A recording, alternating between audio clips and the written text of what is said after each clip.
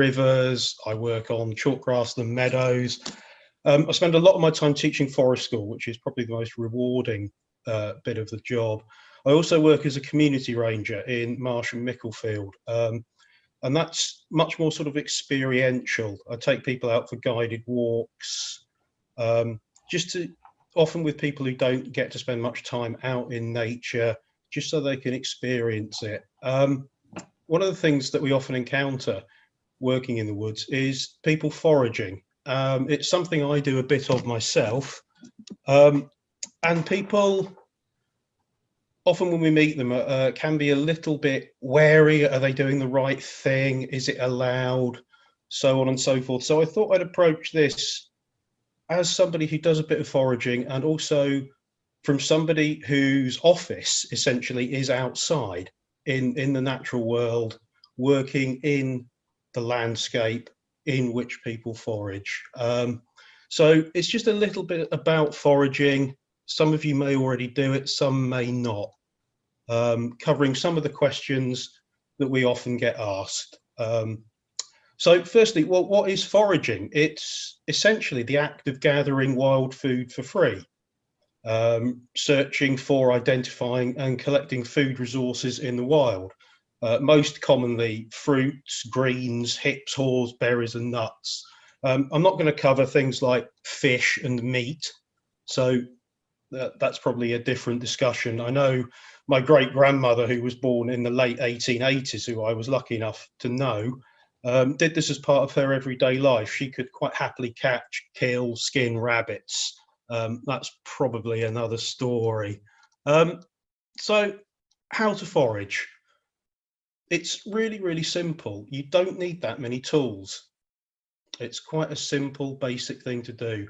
A bag that doesn't leak is useful, something that you can put inside a rucksack. Gloves are always handy, just to protect yourself. The right clothes for the right weather. That's something that we often encounter people outside getting very cold, very wet, often don't remember to bring a bottle of water, that sort of thing. So be prepared, I think, is one of the things. One of the things we often get asked about, and it's probably slightly an unusual thing to cover straight away, is knives. Do you need a knife to go foraging? Well, yes and no. You can use a knife. I tend to find scissors and secateurs to be just as effective as having a knife. The legal length of knife that you're allowed to carry in this country is a 3-inch non-locking folding blade.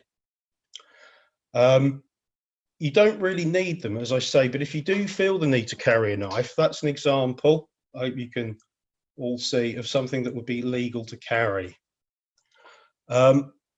Locking folding knives, fixed blade knives and knives longer than 3 inches are illegal to carry in a public place without a further defence. So why are you carrying a knife?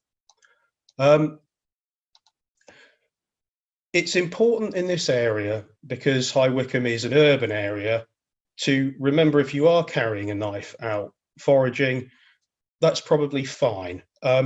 It's less ideal to say walk through High Wycombe with a knife. If you forget it's in your pocket, it drops out when you've popped in for a coffee, that kind of thing.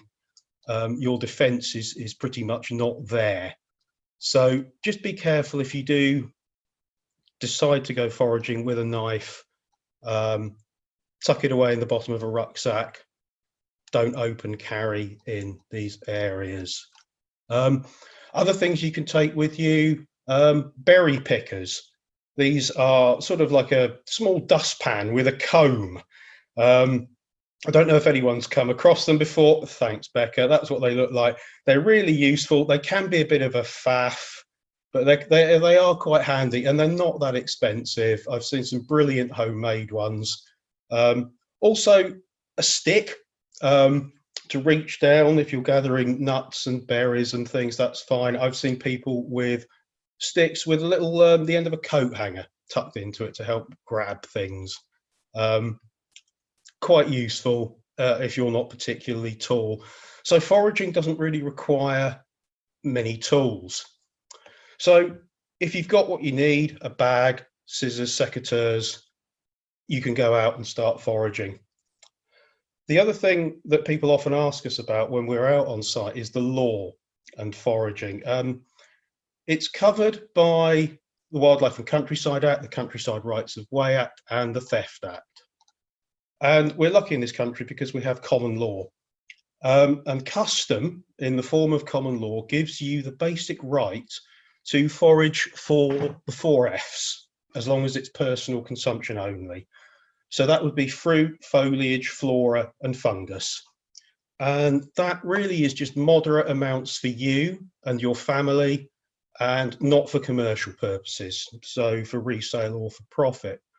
An example would be you could pick a load of plums from a hedgerow alongside a field, but not sell them.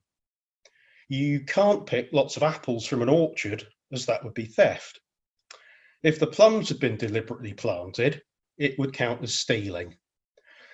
So the Theft Act allows you to forage for the 4Fs. You're not stealing, even if you don't own or you're not in possession of the land on which you're doing this. So the rules are really basically take what you want for personal consumption, but to pick with respect.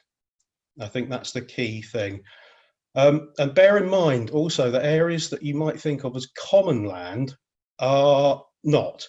They are likely to be private property that you are allowed access to.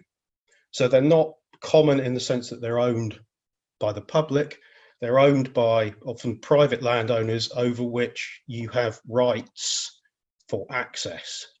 One of the key things is to respect the trees, the plants, the mushrooms, the surrounding environment, and the wildlife that might have a dependence on what you're taking. So bear in mind, particularly in the winter, there'll be flocks of birds, migratory birds like fieldfares, redwings, waxwings, looking for hips and berries along hedgerows. And it's really important to bear that in mind, that we don't completely strip the environment of what's there. Foraging doesn't really do any damage because most of the things that people mostly harvest are quite plentiful. So if you think of hawthorn, blackthorn, blackberries, they're really abundant, but do please remember to leave as much as you can. You shouldn't uproot any plants from public land. It's an offence under the Wildlife and Countryside Act if you intentionally uproot any wild plant. You might also come across bylaws relating to specific areas, in parks, so on and so forth. Check the signs when you go into a park, and if you see something that relates to the removal of plants, then just don't do it. There are plenty of places where we can still forage. And remember, pick responsibly for personal consumption. So you've got a rough idea of what you need and what you can and can't do. There's a really basic rule, what we think of as the first rule of foraging, which is don't eat anything unless you're 100% certain that it is safe. 99% isn't enough. You need to be absolutely certain, because some plants we have in this country are deadly poisonous. So it's really simple. Don't eat things that are poisonous. So when you're out foraging, you must be able to correctly identify what you're picking. So don't eat anything without multiple sources of positive ID. Don't eat any wild plants or mushrooms just from having looked at pictures on websites.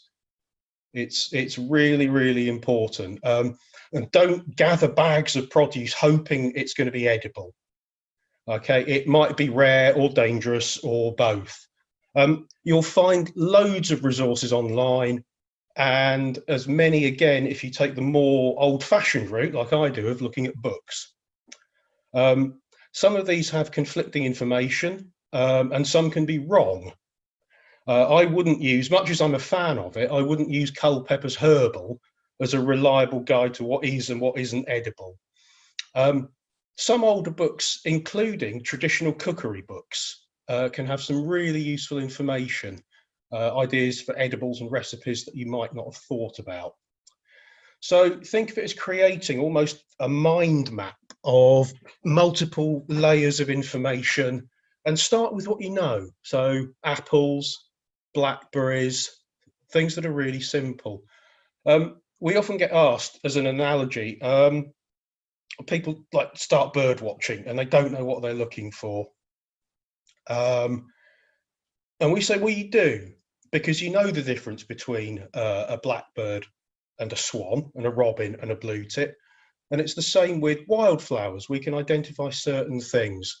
And the principles of foraging are really the same. So as you become more experienced, and I do a bit, I'm no expert, but I find that my knowledge increases, and it's really okay to stick with the basics. You know, apples and berries were incredibly abundant this year. I didn't really feel the need to go particularly experimental. I just picked what was there. Nettles as well. A bag of nettle tops can give you a huge quantity of soup. So just build up layers and layers and layers of information in your mind. And it's okay to avoid what you're not happy with. Don't feel that you need to experiment. So things like the umbellifer family, like the cow parsleys, they're really difficult to tell apart. So you've got things like wild chervil, sweet Sicily, angelica, but you've also got two of our most poisonous plants, which would be hemlock and hemlock water dropworts, which you wouldn't want to eat. So with a bit of knowledge and your own personal code and taking a common sense approach, you can forage responsibly and safely, and importantly, sustainably. That's really, really key. There are different types of habitat and also different designations of habitat. And I'll run through a couple of those that you're likely to encounter. The first one would be what we think of as triple SIs, so sites of special scientific interest. And those are designated for a reason. They might be a generally rare environment. They might have rare butterflies, orchids, mushrooms, or even beetles and insects. So unless you understand the designation for triple SI, you could do some real damage. Could be designated for things like cranberries or juniper. And there are also rules about removing or damaging plants, fungi, or animals. So by and large, we would try and avoid foraging on triple SIs. There are quite a few of them in and around the Chilterns. The most common area you'll find in and around Wickham would be nature reserves, and those are areas that we, as Chiltern Rangers, manage. And we're often asked, as I say, when we bump into people out and about, can you forage in nature reserves? Yes, you can. As long as you stick to basic rules, use common sense and are considerate, we are very, very happy for you to forage on sites that we manage. We often talk about people being disconnected from nature, and we want to try as hard as we can to remove any barriers to as many people as possible getting out and about in our local area. So, as I say, be responsible, be safe, and feel free to get out and explore what's in our environment. We're really, really keen for people to get out there and explore. It's slightly different in and around Wickham because our woods are urban and semi-urban woodlands, so there are things you need to be careful of. Litter, and unfortunately needles. So careful where you put your hands and watch where you kneel. Okay, it's really important. It's slightly different here to parts of the countryside. I grew up in a very rural part of Herefordshire. We didn't encounter the same sort of problems. It is something, unfortunately, that does happen around here, and it is something you need to be aware about, as well as the usual thing about picking stuff that's above the height that most dogs can raise their hind legs.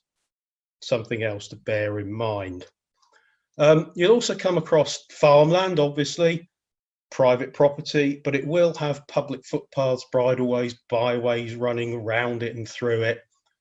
As long as you don't leave the paths, observe all the various rules and don't pick anything that's been deliberately planted, you're okay to forage. If you're not sure, ask whose land it is. go and talk to the farmers. They can have a bit of a bad image, but farmers are no different to anybody else, I find. And I've had some very interesting discussions out in the countryside with farmers, and they're often pleased that you've taken the time to engage with them rather than just trampling over their land.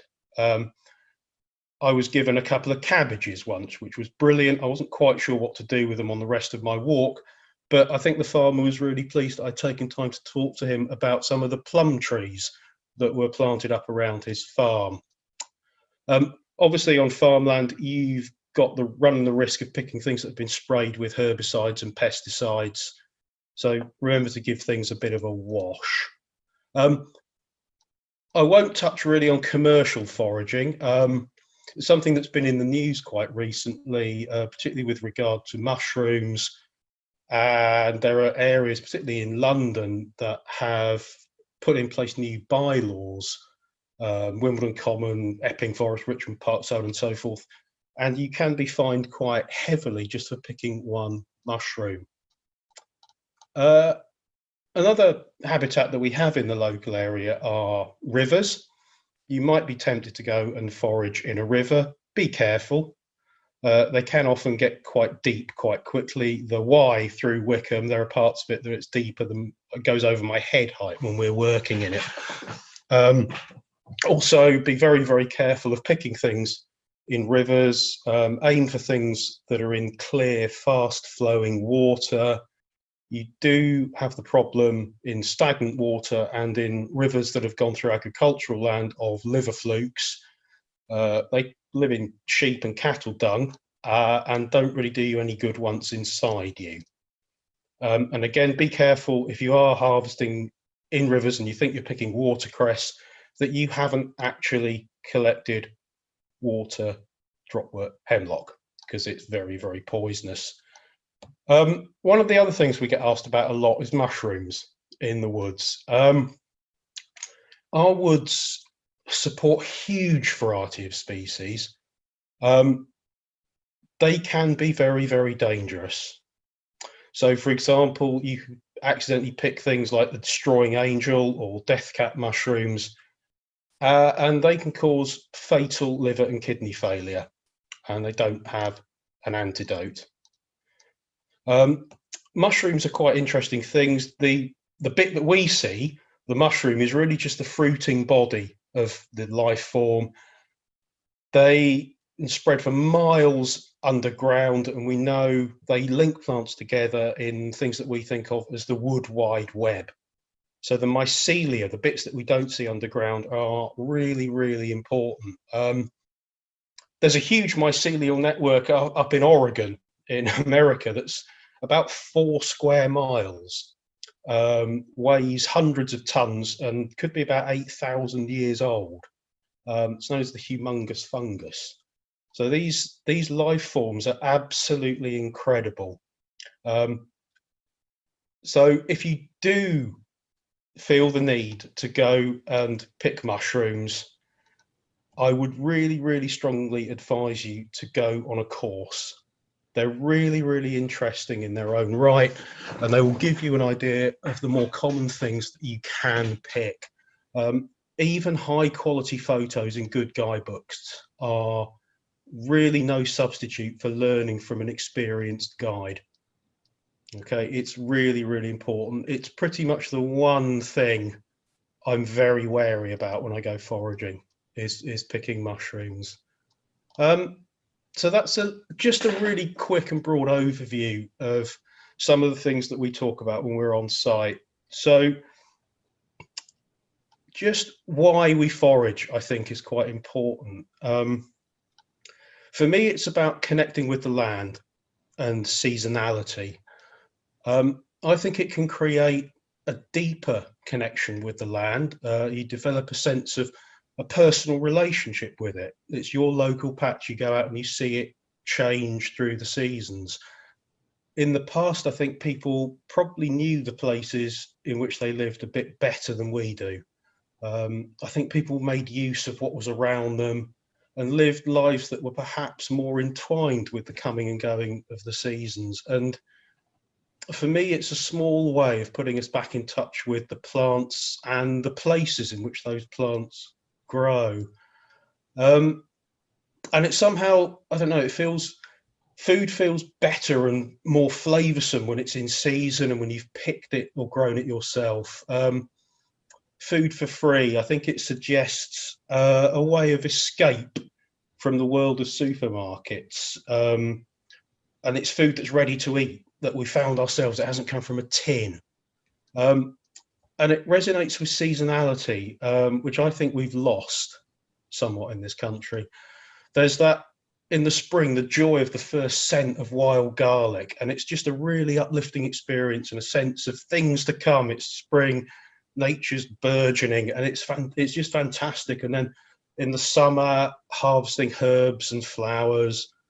And as we move, I think we move into the autumn, and you've got that unmistakable, that sense of dampness in the air and the hint that mushroom season's upon us, and hedgerows and habitats will sort of soon be giving up their seasonal bounty of apples, crabs, nuts, damsons, plums, and that bit where you're waiting for the first frosts, when it's generally reckoned the best time to harvest sloes, and the really, really common thing of blackberries and brambles. It's just a real delight, I think, and brings back all those memories of stained fingers and clothes and crumbles and jams, and it's just fantastic to me. And one of the things I'm really interested in is apples and orchards. Coming from Herefordshire, we had a huge tradition of that in the area, and it's something that's quite important here. I've discussed quite a lot with local residents the history of fruit in this area, and I'm sure most of you know this was a really strong area for cherries. Flatwell Heath, Holmer Green, lots of cherry orchards. Older residents that I've spoken to always refer to them as chuggies, which I didn't know, which is brilliant. We've lost about 90% of our orchards since the 1930s in South Buckinghamshire. And I think that's just really sad. They're hugely important for biodiversity, and there are relic trees still found in hedgerows, field edges, woodland boundaries that I think still link back to this tradition of fruit growing. Just to say, and it's not just a, sorry? Just to say you've only got about just under a minute left, John. Oh, that's all right. I'm nearly done. So I think for me, fruit trees also resonate with the idea of localism, the distinctiveness of our area and the community, and the idea of particularity, I think. And orchards or fruit trees in the right place can really help to link people with the place that they live in and the history of the place. So I noticed somebody put up, and this is what I'll finish with, books. So I've got a couple that I would really, really recommend, that are very, very useful. So if anyone is familiar with, I think these came out of the River Cottage series, and there's loads they've done. Pam Corbin on preserves, which tells you what to do with the things you found. That's one of the best. This one, John Wright, Hedgerow, is one of the best books I've come across for foraging. He's brilliant and it's brilliant. I talked about old cookery and recipe books. If you're lucky enough to ever come across this in a secondhand bookshop, it's called They Can't Ration These, by, and apologies for my French, the Vicomte de Mauduit, who unfortunately was killed in a concentration camp at the end of the Second World War. He was a French pilot. It's all about wartime foraging, and it's brilliant. Old cookery books. Food in England, Dorothy Hartley. It's fascinating. It's so good. Another one to find if you can. Something that might link to what people are going to be talking about coming up. The Edible City, John Renston. All about urban foraging and the weird and wonderful things we can find in towns. And I'll finish with possibly one of my favourite books ever written. Bit of a Bible. The man is hugely inspirational, and it's Richard Maybe's Food for Free. If you have one book on foraging, make it this one. It could change your life. And that's it from me. Thank you very much, John. Thank you. Just to say that we do have some questions, but if we wait till the end, that would be great for that. So next up, we do have Sheila Bees, who will be talking to us a little bit then around the urban harvesting project that's been happening in Bucks this year. So yeah, hello Sheila. Hello, right, here I am. Just a quick intro. I've been gardening all my life, and this year with Richard Andrews, we set up Grow Together Bucks. We've been running a community allotment where we support people with mental health difficulties to learn grow their own veg and flowers. And so to do something like urban harvesting, it's quite a departure for me to actually pick something I haven't grown. And as John just said, it's not stealing if you do it in the right place. We got the funding to do the Urban Harvest project from Feedback Global, thank you. And what we were looking at, as John said, was to increase the confidence and knowledge that local people have of what's in their hedgerows and communal spaces that's often been lost to many families. We began the journey in partnership with Charmaine Fife, who's talking in a minute, nutritionalist and gleaner, as well as Xenia Murray as chef and forager. And putting our bits of knowledge together, we had great fun getting outside, walking, exploring and researching what we were finding. I've been doing researching, as John said, and came across an organisation called Abundance in Sheffield, and they went down the route of harvesting the obvious in urban spaces, and they've been doing that since 2007. And their philosophy, which I'd like to nick, is this of gifting, that nature gifts to us free fruits, and that we can preserve them by pressing, cooking, saving them, and not wasting them. It was also about networking and working with other local people and letting the project develop naturally. It's about zero waste, so food is eaten, stored, preserved, pressed, composted, fed back to animals and birds, so we're not taking it all, we're just taking a small amount of what we find. Definitely reducing food miles, and respecting the trees and the public land, and to be aware of not harvesting everything because other people will have an interest, and to allow it to go back to nature and to the soil as well.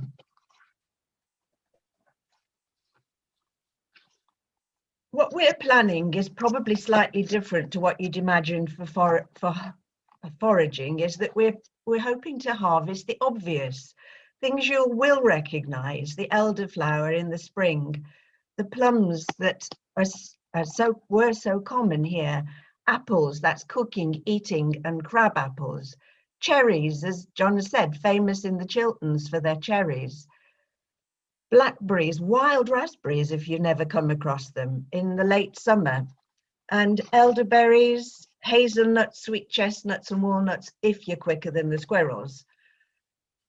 Having much more information about the trees makes planning your harvest trips much more successful. And what we would like urban harvesting to feel is that it's achievable, that anybody can do it. It can enhance a walk. So as well as just picking, you might plot a few trees off our urban map. You can see the map there, where we've just put a few examples in with pictorials in the icons. So where there's a plum, where there's elderberry, where there's hazelnuts. So you could look at the map on our website, which is www.growtogetherbucks.co.uk, and we've got a live map on there where we'll be populating that, hopefully with information from yourselves as to where there are fruits, nuts, seeds that you can include in your walk, and learn with your friends and family what these trees and bushes look like. So to regain this knowledge. We want people to understand when the crops are ready to pick.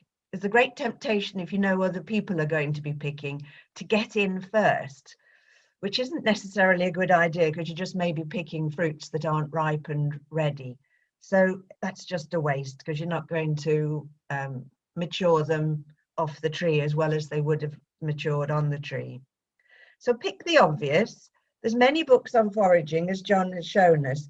But at Urban Harvesting, we would like people to learn the obvious first and just enjoy going out into nature and learning what's around them. We would like people to fill in on our map locations of where they've got trees near them. And it could be location, what the tree is, what its cropping time, is it a good yielder? If anybody owns it, then you need to have found out the ownership. Is it accessible? Does the tree need pruning? And I'll go on to explain why we say that in a minute. We've got one map for trees, this one that you can see, which is in the public domain. But what a lot of the other urban harvesters have done is set up a second map for private trees that are only accessible to urban harvest volunteers. So I'm interested to see what people think, because we've had quite a good experience of people inviting us into their garden, which I'll talk about in a minute. So if we move on to the pickers, this is Charmaine and Xenia, and when we set up, we've got long-handled pickers, so they can extend to 3 to 4 meters. And the ethos is that we will pick what other people can't reach. There's a lot of people will go out and pick to hand height. I have to say Xenia is 6'2", so she's got a bit of an advantage there over everybody else. We don't pick low, as John said, and not in heavy traffic areas where there might be high particulate contamination from vehicle exhausts. And we'll also wear high-vis jackets and put a sign out to say what we're doing and invite people to come and talk to us about what we're doing. Next slide. And in terms of location, this is us picking in Lane End on a bend in the road. We picked a lot of apples, and there were only 2 trees there, one an eating apple, one a crab apple, but the floor was absolutely covered with apples. And you do wonder if the people in Lane End just don't know what is on their doorstep, which is what we'd like to encourage people to encourage, that they understand this produce is edible and plentiful. It was an absolute carpet of apples that people could have picked and used. We tend to have spotters if we're picking, because you can get so excited with your 4-meter long pole that it's very easy to swipe somebody off that's picking next to you, or if you're too close to the road, hit a passing car. So we do try and be very careful if we're picking in groups to manage the group so we're picking safely. Next slide, please. In terms of cooking and preserving, I tend to leave that to Xenia and Charmaine because they're so good at this. So when we did our first pick of plums, they came up with chili plum jam and plum chutney, whereas I just pick it, poach it, freeze it, and I'll make crumbles and pies, put it on porridge, yogurt, nice and simple for me. But that's good. We can still preserve these products and use them throughout the year. Even if you're not a great cook, you can still store the produce and use them in a simple way that you enjoy. The next slide, please. We were invited in to go to the museum in Aylesbury, and all those apples were off one tree, which is absolutely amazing. They were beautiful, pears, sorry. And in the orchard at the museum, they did have some of the historic fruit trees that John was talking about. We used to have huge amounts of orchards in this area and specializing in cherry orchards. I just wanted to say on that slide as well, when we had damaged pears, we took them to the Orchard View farm. the rare breed farm and gave the spare produce for them to feed to the pigs and their animals. So nothing's wasted, even though they were damaged. We still made sure that they had a home. The Aylesbury prune was in the Aylesbury Museum. And there are lots of areas where they were common in Western Turville, Tattenhoe, and it was popular on this green sand belt where they seem to enjoy growing. But it's a relatively rare hedgerow plum now, but you still can find them. And we're going to put a little clip on our website of Diane, who's been practicing her craft of making damson gin for 40 years. So have a look there in a few days' time. We'll be putting on her video of how to make damson gin. And in Sea Green, they still celebrate Cherry Pie Fair every June. So put that in your diary to note. So I think what we're saying the difference is between urban harvesting and foraging per se is that we look for the obvious that you would recognise. What's been a big surprise to us is the interest from residential gardeners and how much excess fruit they seem to have. We could have the next slide. Here we have just 4 people that invited us into their home. The guy on the right had a huge orchard with the most beautiful trees, all pruned, all the fruit was in good condition, but he just enjoyed growing them and didn't know what to do with all the produce. The lady in the stripy top had 1 tree and had unbelievable bag loads of edible apples, eating apples, that she was oh too happy to give to a good home. And the story goes on with our other 2 donors as well. We collected a cubic metre of apples in a few hours picking, which Charmaine and I took to the Chiltern Press in Chesham and made over 200 bottles of apple and pear pressed juice, putting the pears together from the museum. And we've labelled it all up so that it tells a bit more of a story about urban harvesting and invite people to look on the website. But I think, to me, a direction of travel to identify as separate from foraging is to look at this residential harvesting side of urban harvesting. If you just pop up the next slide. There's our cubic metre of apples and pears, and it's just amazing how quickly we picked that. And then an example of the juice that we've produced.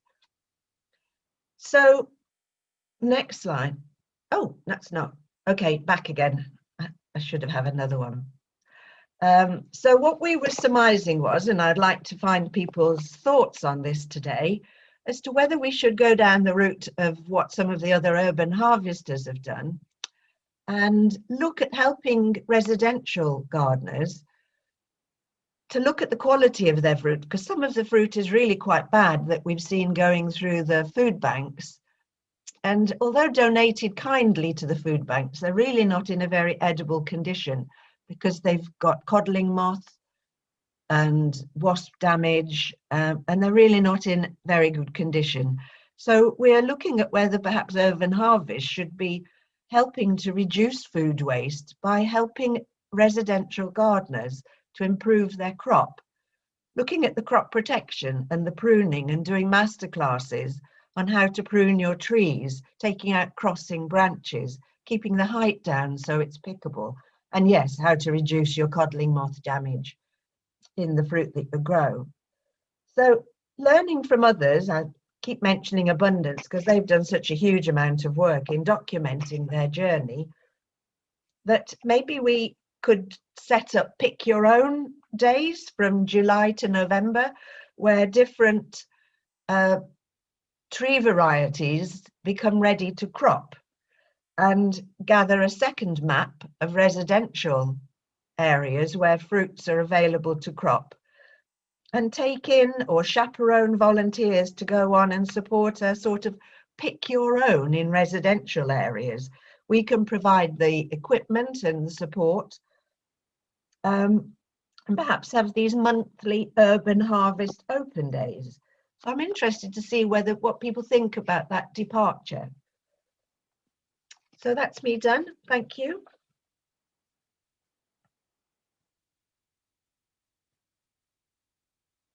Lovely. Thank you very much, Sheila, for that.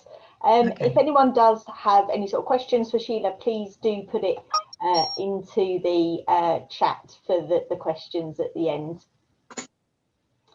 So next up we have Charmaine, who's obviously been mentioned as part of Urban Harvest, but I shall now pass you over to Charmaine, who will be introducing you to the world of gleaning. Hi everyone, I hope you have enjoyed the workshop so far. And as mentioned, my name is Charmaine. Let me just share my screen actually whilst we're here. Hopefully it comes up. Yeah, so I run a company. Can you still hear me? Yeah. I run a company that is based in High Wycombe called Khepera CIC.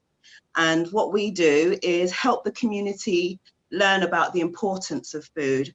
I had my own health issues, and it was only when I started looking at my diet and nutrition that I realized how much I could do through food. Within a week of changing my diet to a plant-based diet, I had been on the journey for about 13 years. And then when I changed over to plant-based, within 1 week, my symptoms stopped. And it was like a revelation. So I had to start Khepera to help other people understand how much we can do through food. And of course, because I now follow a plant-based diet, I started looking at the food around me and realized how important it is to eat with nature.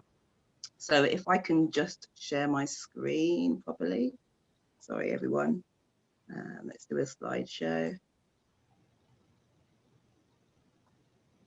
Okay, so hopefully you can all see a slideshow. Not yet. The slideshow there, yes, lovely. That's brilliant.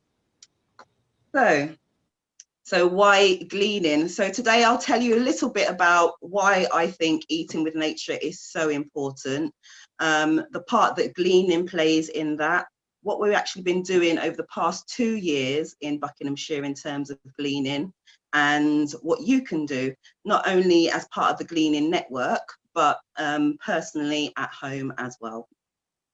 So as mentioned, eating seasonally. John has mentioned it, Sheila has mentioned it as well. Eating seasonally, I believe, is really important because nature is basically giving us what we need already. When we look at the current season, autumn, we have our berries, the sloes, the blackthorns, rose hips, things that are growing naturally now, high in vitamin C, high in anti-inflammatory properties, antioxidants. These are all going to protect our immune system against the colds, against viruses that are out there, protect our joints. Also the greens, colourful foods, the reds, we have the flavonoids. If you're part of the first workshop, Rachel was mentioning flavonoids are brilliant for dyeing, but dyeing materials, sorry, but also for you know, our bodies. Flavonoids, brilliant skin protection. You have chlorophyll in deep green foods like the kales, the spinach, watercress that are abundant throughout autumn. That is really giving us some antioxidants and some anti-inflammatories as well. So I'm just looking at the questions popping up at the same time. Winter, we have our starchy foods. We have the alums, onions, leeks, garlic. They're really, really good for blood conditioning and cleansing. So that's, again, protecting our body. We also have the root vegetables, which are high in carbohydrates. So that's really giving us the starch and the energy that we need for later on in the year. When you look at spring as well, as John mentioned, you get it's inviting you, it's letting you know we're preparing you for the rest of the year. It's cleansing, light foods like the greens again that are quite abundant throughout the spring. And summer, we've got our high water content foods, keeping us hydrated, cucumbers, tomatoes, the foods that are growing, that nature gives us at particular times of year, I really believe are helping to protect our body against what the seasons really, or helping us to, you know, be a bit stronger through each season and preparing us for those. So how does gleaning help? First of all, I don't know if everybody is aware of what gleaning is. Put your hands up, you can put a reaction up if you do know, so I don't go into too much detail about what gleaning is. But in the UK, it dates back to the 18th century. And it does have it has been mentioned biblically. So I think in other countries, they have been gleaning for much longer. But basically, it's harvesting surplus crop from farms. So why do farmers have surplus crop? In the olden days, it was probably because of the weather. The farmer would have planted whichever crop they have. The weather was brilliant that year, so they had a glut of crop, and they would invite the locals to come, those that couldn't afford to buy maybe fresh foods. They would invite them to come to the farm and collect all this crop. Nowadays, it is more supermarket dependent. So we have farmers that at the beginning of the year, they get an order from a supermarket. They may get a huge order from a supermarket.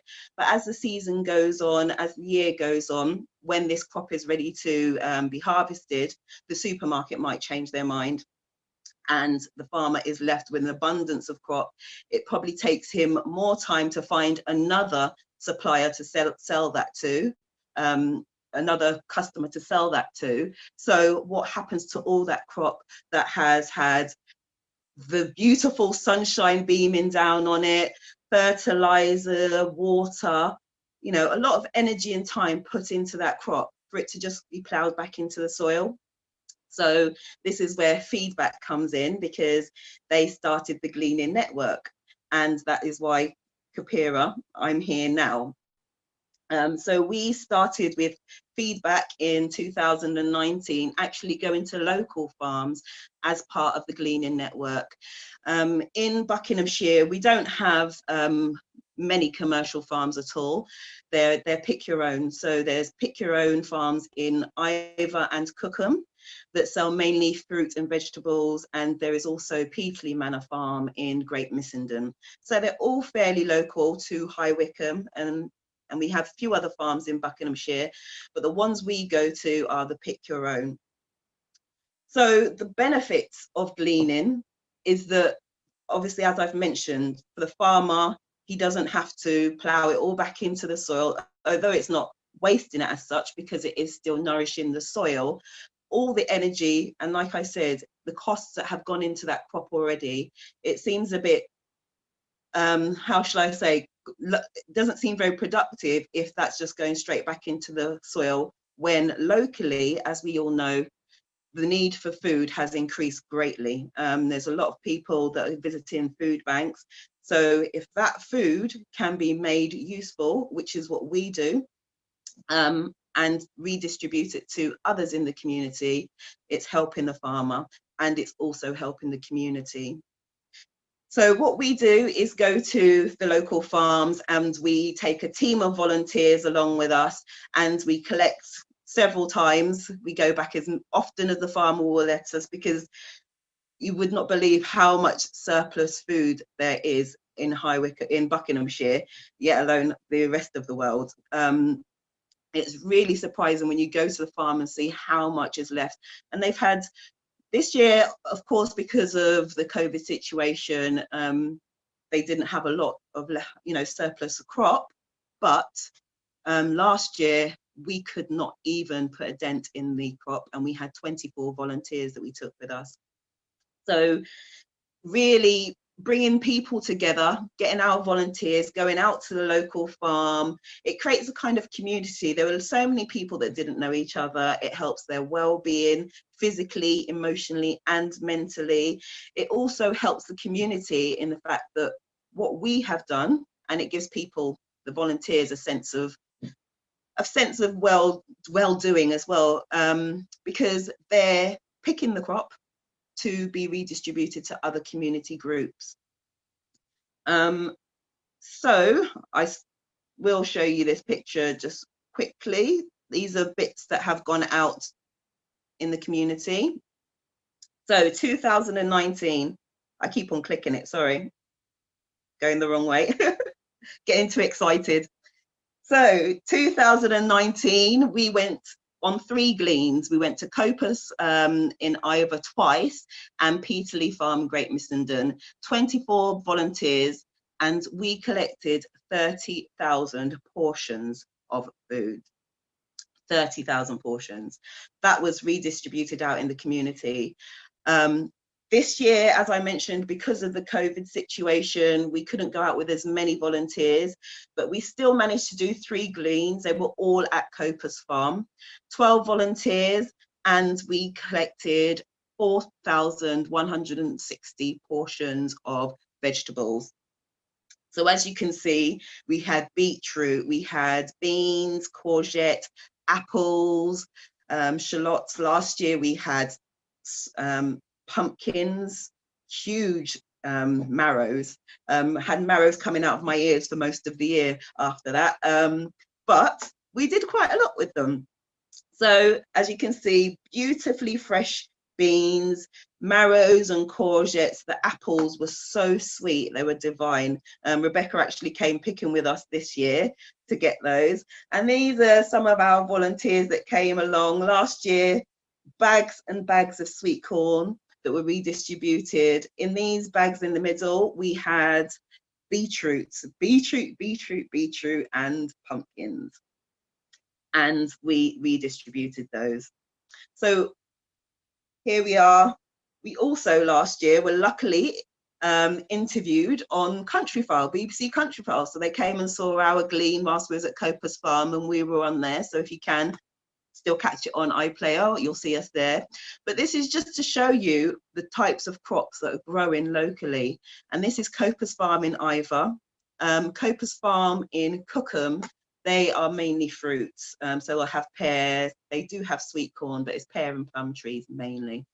But there's such a wide range of fruit and vegetable growing locally that you yourself, when they're in season, you can go and pick. Ivor's just outside Slough, if for those of you that don't know. You can take your family, take friends, and children can learn how these foods are grown, see what can grow locally. You can maybe be inspired to try your own growing at home. Some of these will even grow on patios, on balconies. You don't need a huge space to actually grow some of these, but it's still, visiting the Pick Your Own Farm is still introducing you to these and your family to these crops. So where did we go? The food that we collected, we passed on to other community groups that serve people food. So the food banks, One Can Trust, we sent a lot of food there last year and this year. This lady here in the middle is Shanti from the community fridge in Oak Ridge. We gave her a lot of food last year and some this year as well. Hiroon Centre is an Afro-Caribbean daycare centre, so they prepare hot meals for the elderly. YMCA, a lot of young adults awaiting housing that live there, and we sent lots and lots of food there. Some of the staff didn't actually think that the residents would want beetroots with beetroot tops on and everything, and they were absolutely loving it. So it just shows that it's not about where people are, it's the fact that if you enjoy food, you want good fresh food, and we want to help other people that can't afford to buy it themselves get this food, or be able to at least try them. So we are always looking for volunteers. So if you are interested in volunteering with us, please join our Facebook group. I think Becca shared the information in the chat, so you can always copy and paste it there. Our Facebook page, we share lots of tips. There is also a feedback page called Food Space Bucks, lots of tips there as well. If you do want to put your name down for volunteering to come with us, we usually go a few times from September onwards to the farm. So we create a list of potential volunteers, and if you're free at the time, we send out an email and you can join us on a pick. And if you want to find about Gleaning generally, please look at the feedback website there, the Gleaning Network, and that's about Gleaning nationally, because this is a national initiative. There's so much food going to waste nationally that if we can help in any way to redistribute it, then it helps everybody. So that is the end of my Gleaning talk, which it kind of swiftly takes me on to the next section. Did you want a break or anything, Becca, or should I just carry on? If you want to carry on, I know a few people will be on the next event, which is at 1, but if we can finish just before that, then with some questions, then that will be, we'll run a little bit, I'm afraid, but yeah. Yeah, it's literally a few minutes. I'm not going to run through a demo or anything. So it really takes me on to the next part of preserving. Sheila mentioned it a bit.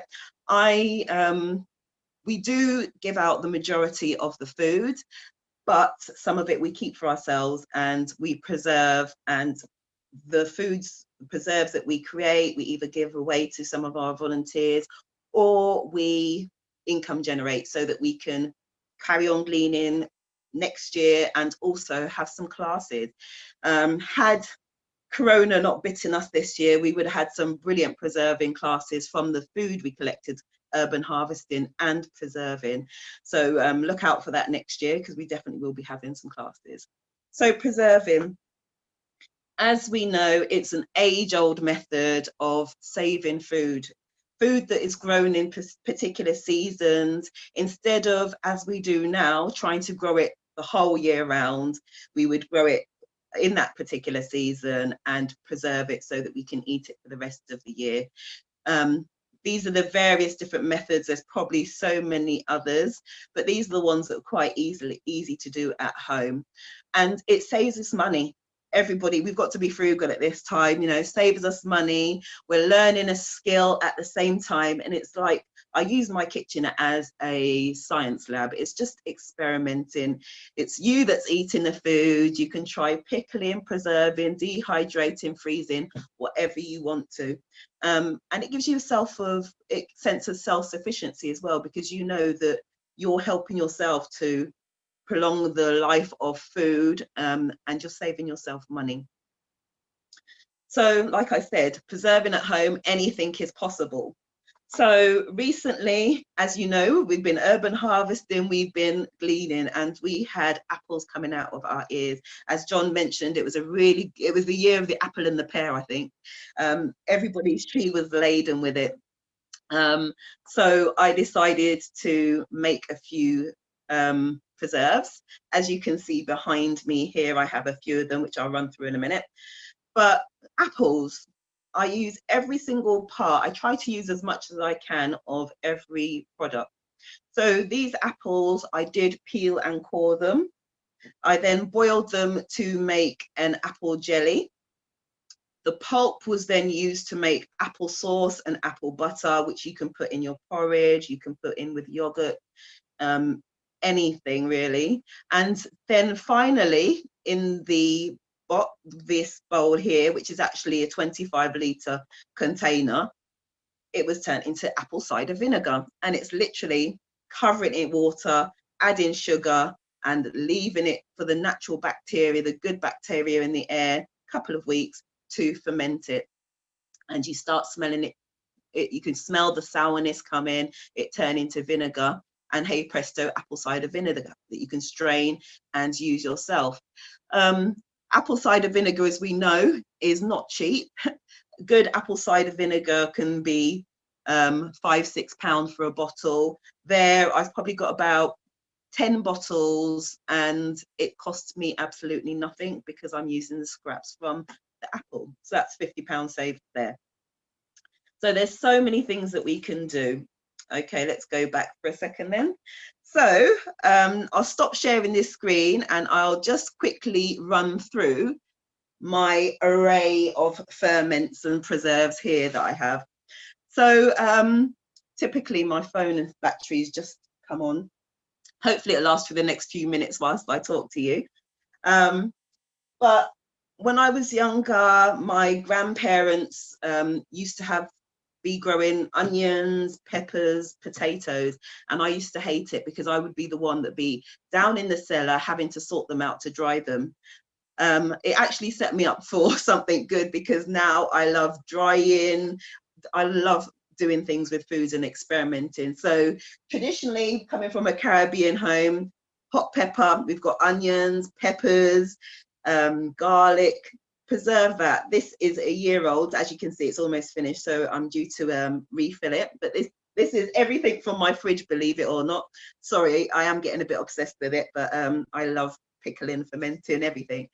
So that's my hot pepper.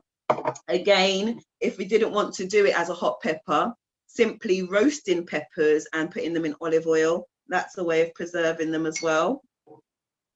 This side, I have my ferment.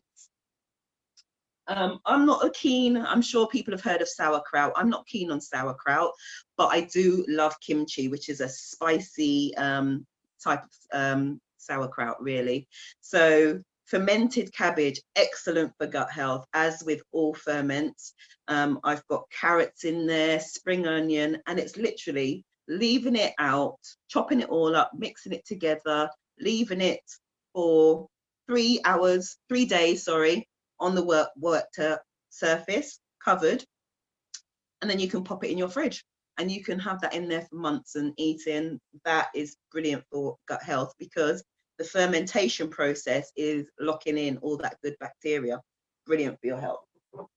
Other ferments that I have here, everybody that knows me knows I've been going wild this year. So I have been trying to turn every fruit possible into wine. So here we have banana. We have banana wine. We have some grape wine there.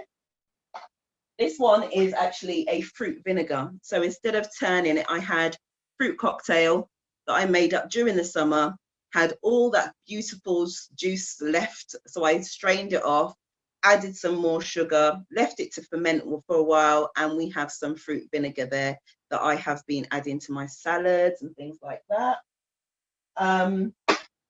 Also, pineapple skin. I've got pineapple skin vinegar here. I don't know if you can actually see that, but at the bottom, that is all natural yeast. So really, again, good for your gut health. Elderberries, I'm trying to cut back on my syrup. So this year I didn't sweeten it, but I still made a kind of cordial. If you want to sweeten it, it's basically just an elderberry juice, no sugar whatsoever. I preserved it by using cloves, cinnamon when I boiled them, mashed them up in a pot and strained it off, and that has been going since September. You can add sugar if you want, I don't. And that's really good for vitamin C as well. So these were picked in September and made into a nice little elderberry cordial, sugarless cordial. Then we have pickles. Pickles, these are some, literally, I got some radishes, surplus of radishes that were actually supermarket leftovers. These may have been Sheila's from Community Garden, actually. I can't remember, but I chopped them up and poured vinegar on them. White vinegar, I always use white vinegar for pickling, sometimes malt vinegar. And I've literally done that with these radishes. I've got some cucumber here with a bit of dill that I've done exactly the same to. So the cucumber was going off, and to save it, I sliced it, put it into a jar, covered it with some distilled vinegar and some herbs, and hey presto, I add that to my salad. Again, beetroot, I've done exactly the same here. When we went gleaning, I had some beetroot. I didn't cook this year. So all I've done is put the beetroot in here with some, I think I put fennel in this one. Some people put dill, but they've still got similar aniseedy taste. And covered that with vinegar. I didn't cook it this year just to see what would happen. But if you want to, you could lightly cook the beetroot. You could even roast the beetroot and then pour some vinegar on that, or even just oil. As we know, we've got chutneys, we've got pickles. I've got a lot of jams. I have a jam swapping, few jam swapping buddies. So we make jams and jellies and then we swap them. So we've got some this is the apple chili jelly. So I've done the apple jelly plain and I've put some chili in there. And when you're making jellies, it's basically boiling the fruit to get most of the juice out, straining it and put in some sugar, maybe pectin. With apples, pears, there is another one that you don't need a lot of, you don't need any pectin because the fruit itself has a lot. So you could even, whatever jelly you're making, add some apples in there just for the pectin, and then you don't need to add any extra. And as you can see, that's not moving, and that's just been in the fridge. So no pectin needed for that. Chili jams, chutneys. I will introduce you to this one and this one as a final two. Kefir is a grain that you can buy, and you can put that into any type of fruit juice and it will ferment it. Kefir, you may see milk kefir, yogurts all over the supermarket at the moment, talking about gut health. These are small grains that you can buy online. If you have a friend, they can give you some because they multiply like nobody knows. You just need to keep on feeding them sugar and they will multiply and multiply. Put them in some fruit juice for a couple of days to ferment and you have a good probiotic drink there that you can keep in the fridge. And finally, my most exotic one, because I had a glut of watermelons that were sent to the food hub, and I thought, okay, I'll take a few of those. We had some events with young people during the summer, so I kept the rind, took off the outer skin and pickled the fleshy white bit. So we have watermelon rind pickle here. I boiled that with some herbs, some white vinegar, and now we have it in this jar. Cloves, coriander, and bay leaf and cinnamon in there. And I've given it away. People have loved it with sea bass. I'm not a fish eater, but sea bass, salmon, what have you, you can try that. And I would say experiment. Preserving is about whatever you have. YouTube is king at the moment. I think you can find whatever you want on YouTube and there's a video for everything. So, you know, whatever you grow, whatever you have surplus of, just try an experiment in your kitchen by preserving it in any of those methods I've mentioned. Syrups as well. It's really good. As soon as you get citrus fruit, take the peel off. You can even dry that and put it in some tea, you know, make your own tea. And then put the rest of the fruit in some syrup and you can use that in your cakes and what have you, and it's preserving it for however long. So I think that is everything from me. Hopefully I haven't gone over time, but oh, great. I also just wanted to show people that with our preserves, we are also selling them. So we've made up some Christmas hampers, as you can see there. Everything is plant-based and vegan, all homemade. So we've made up some Christmas hampers, and as well as giving you, we've got an eco one, we've got vegan treats one, that you can buy for your friends, family, and the money will go back into our community cooking classes. So that's everything from me, and I think I've got another little information sheet. So we've got Instagram page, we've got our website coming up soon, and I think Becca's shared already the feedback things, haven't you? Yeah. So please follow us and volunteer with us. Even if you're a brilliant chef, we still need you as well, because we need hands to help pickle and preserve, and you'll learn at the same time. So please do. Thank you very much, Charmaine. Thank you. I just want to quickly, before we go on to questions, thank all of our presenters today. We do have a quick poll just before we start taking some questions. If you could complete that, it just gives us a little bit of feedback to what you, oh no, let me just give you the right poll there, hang on a moment. This one, there you go. So if you could just give us some feedback, that would be great on how you found these sessions. So as well as that, are there any questions for any of our speakers today? So we've still got Sheila, John and Charmaine here, if anybody does have questions. Is there anything anybody wants to share? Or I think there was one quite early on, John, I don't know if you saw it, about are we allowed to take clippings for replanting at home from any of the nature reserves?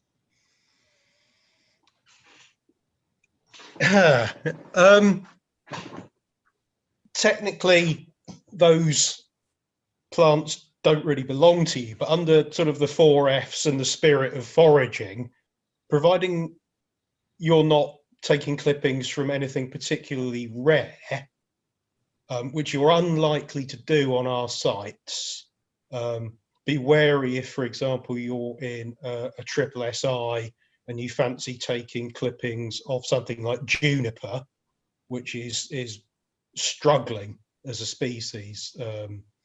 You know, that wouldn't be a good idea, but it's fine if you're going to pick stuff for foraging, you know, for eating, then essentially just taking clippings of things, it's effectively the same thing. And again, it goes back to that idea of doing things carefully and responsibly, and just taking into account what it is you're taking clippings of, where you are. But by and large, we wouldn't really have a problem with it at all. Again, it comes back to that common sense approach of just trying to be aware and sustainable and careful, you know, and it doesn't do any harm sometimes to ask. You can always drop us an email, cool. You know, just info@Chiltern Rangers, something like that, and I'll pick it up. Or if anything that you want to follow up, my email's quite simple. It's johtay@chilternrangers.co.uk. So, you know, very happy to pick up any questions. That's absolutely fine. Lovely. And just looking for some others. Are there any foraging groups that you can recommend? I would say just go online and have a look. There is a sort of a Foragers Association website. Again, going back to one of the books I talked about, John Wright, he's got his own website, which is full of useful information.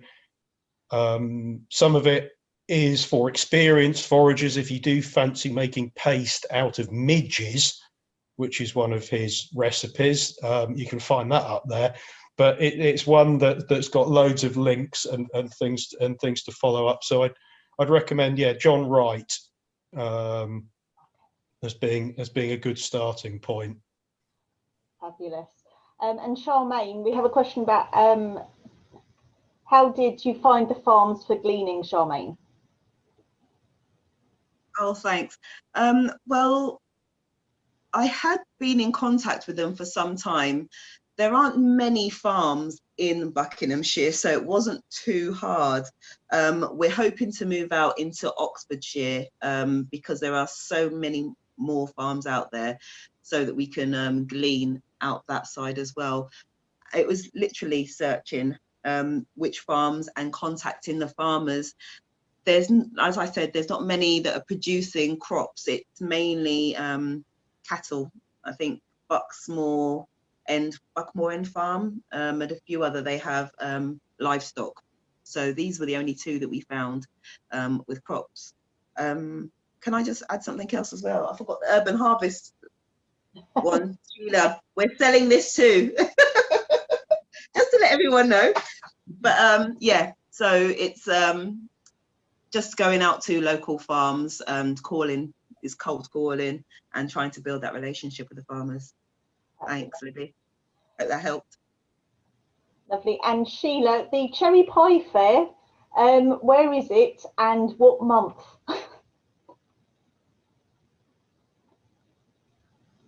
It's in June, I gather, and it's at Sea Green, and June the 22nd is in my diary. Whether that's every year or it's just they move it to a weekend, I'd have to research a bit more. But I was taking a lot of information from, if we're going to show books, this is Feeding Britain, Our Food Problems and How to Fix Them by Professor Tim Lang, which is a heavy read. So much detail, but it's amazing the research that he's done about the food problems that we have in the UK. Fabulous. So it All came right. out of there. Okay, well, just because of time, I'd like to again thank you all so much for contributing